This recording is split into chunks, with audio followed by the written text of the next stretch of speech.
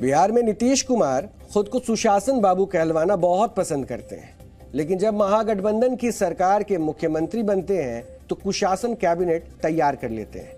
कार्तिक कुमार अकेले नहीं हैं जिनका अपराध जगत से पुराना रिश्ता हो, पुराना नाता हो। आरजेडी के विधायक सुरेंद्र प्रसाद यादव के खिलाफ हत्या के प्रयास, दंगा करने और आपराधिक साजिश रचने समेत कई संगीन आरोप लग चुके हैं और कई केस भी दर्ज हैं।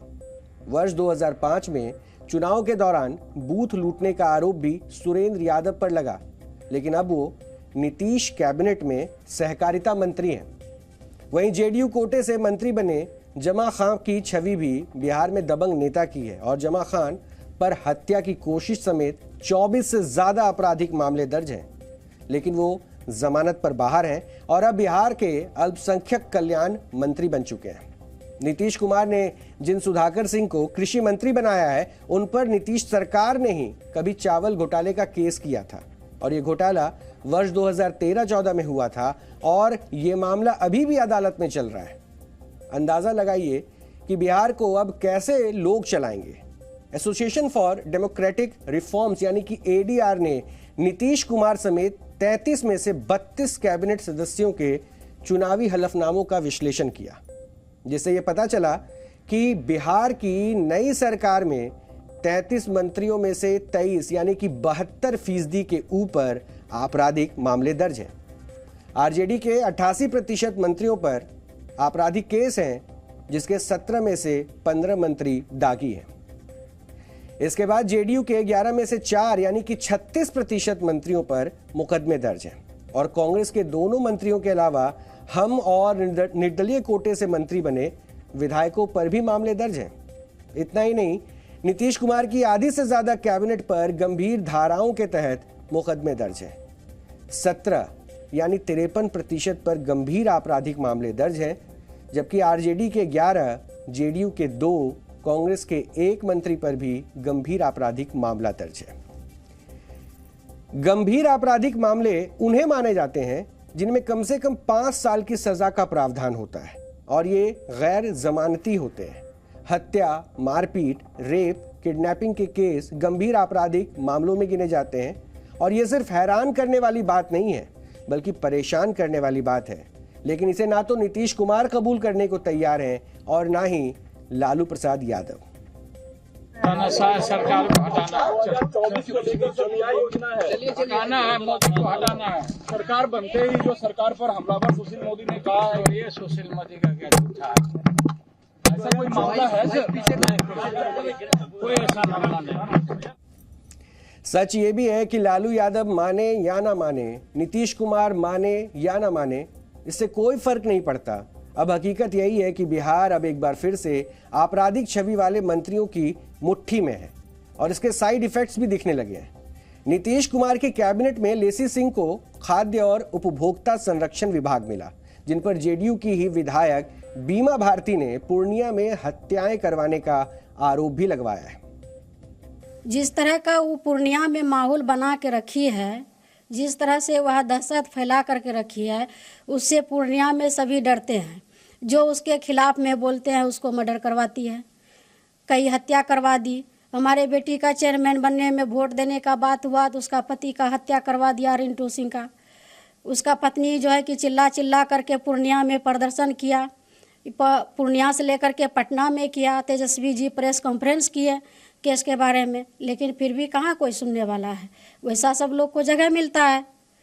जो मर्डर करवाती है, दहशत में लोग जीते हैं। पूर्णिया का कई अफसर से जो है कि आप जाकर के पूर्णिया में पूछ लीजिए, कितना अफसर से जो है कि पैसा जो है रंगदारी मांगती है, जितना इसका चमचा है सबसे कहवाती है।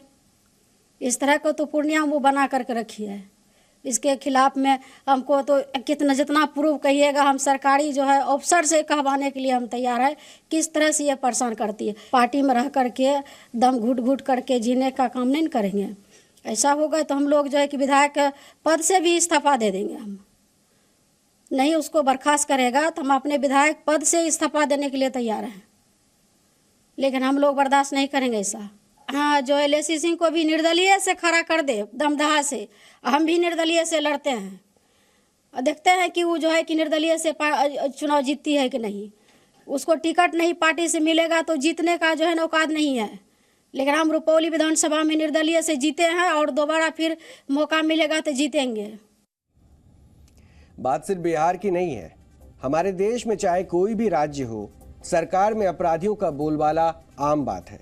देश में गठबंधन की सरकारों का दौर भले ही करीब 30 साल ही पुराना हो, लेकिन राजनीति और अपराध का गठबंधन 75 सालों से लगातार बना हुआ है। इसके कुछ आंकड़ों को भी हम आपको बताते हैं। एडीआर ने वर्ष 2019 से 2021 के दौरान 542 लोकसभा सदस्यों और 1953 विधायकों के हलफनामों को स्टडी किया, जिसमें जो बातें पता चलती है उसके मुताबिक कुल 2495 सांसदों और विधायकों में से 363 यानी कि 15% के खिलाफ अदालतों में चार्जशीट दाखिल की जा चुकी है।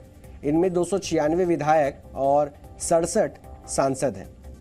नेताओं और मंत्रियों के खिलाफ आपराधिक मामलों को प्राथमिकता से निपटाने की गुहार कई बार लगाई जा चुकी है, लेकिन ऊंची पहुंच और पावर के बलबूते पर आरोपी नेता कोर्ट से तारीख पर तारीख लेते रहते हैं और सजा से बचते रहते हैं।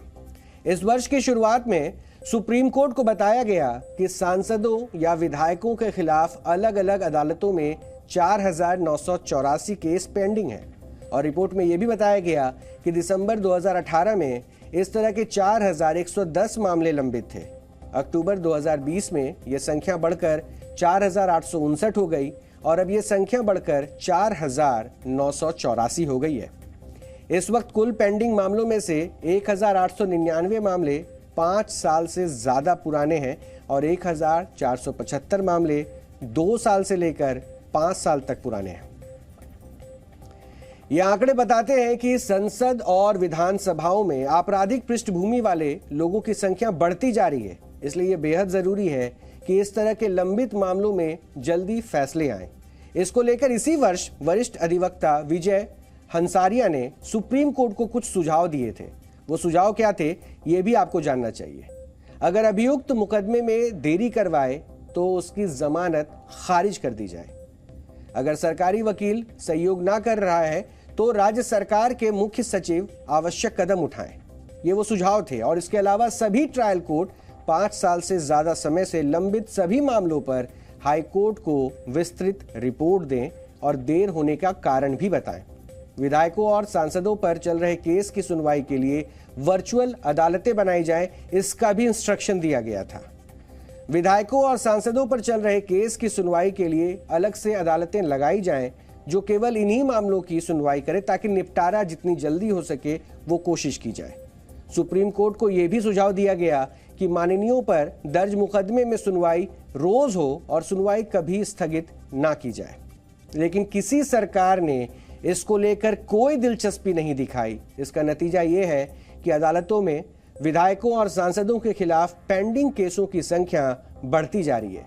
यह हमारे सिस्टम और न्याय व्यवस्था का फेल्योर है, जिसमें माननीयों को लगता है कि वो बड़े से बड़ा अपराध कर देंगे तो भी कानून उनका कुछ भी नहीं बिगाड़ पाएगा। और ये बात कितनी सही है, इसका ताज़ा उदाहरण बिहार में नीतीश कैबिनेट है, जिसमें आपराधिक छवि के नेताओं की बहार है।